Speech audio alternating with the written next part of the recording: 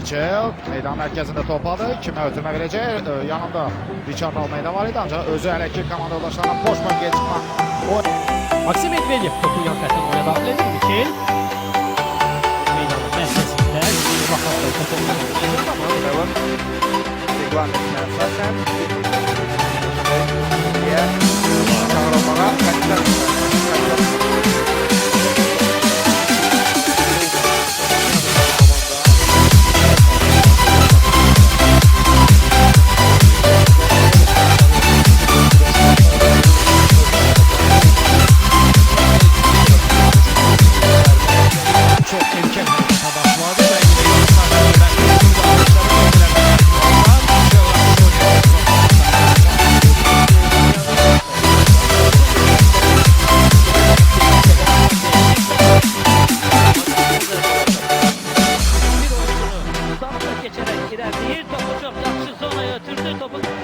sistemle müdafiə olarkən buna çevrilir.